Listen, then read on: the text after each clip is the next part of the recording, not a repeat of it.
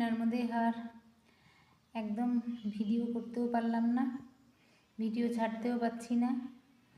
আজকে গুজরাটের শিমলদা থেকে বড়বড়দা আমরা আসলাম, প্রায় 20 কিলোমিটার। প্রচুর চলতে হয়েছে আজকে, একদম পা হাত পা ব্যথা।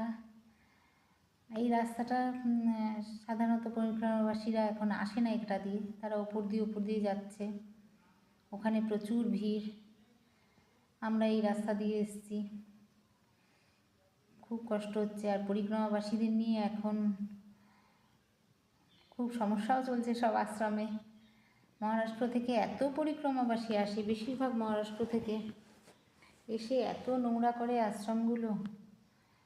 আমরা একটু ওদেরকেও অ্যাভয়েড করছি, এই জন্যে আমরা এরকম অন্য রাস্তা দিয়ে যাচ্ছি, যেখানে পরিক্রমাবাসী কম যায় সেইখান দিয়ে আমরা চলছি। ওপর দিয়ে যাচ্ছে শুনছি, রোজই শুনছি যে 150-200 লোক যাচ্ছে। আর আমরা যেখানে এসেছি বড়বড়দায় মহাকালেশ্বর মহাদেব মন্দিরে, এখানে তো কোনো পরিক্রমাবাসী নেই। গ্রামের লোক আমাদের দেখেই খুশি হয়ে গেছে যে পরিক্রমাবাসী এসছে, 2 জন থাকবে বলে, খুব খুশি গ্রামের লোক। তা খুবই কষ্ট হয়েছে আজকে। 20 কিলোমিটার তো আমি হাঁটতে পারি না, এই বয়সে কি চলে? তাও চলছি, ভগবান কি করে চালাচ্ছে। নর্মদেহার। জয় মা জয় ঠাকুর। ভালো ভিডিও করে পরে ছাড়বো। জয় মা জয় ঠাকুর।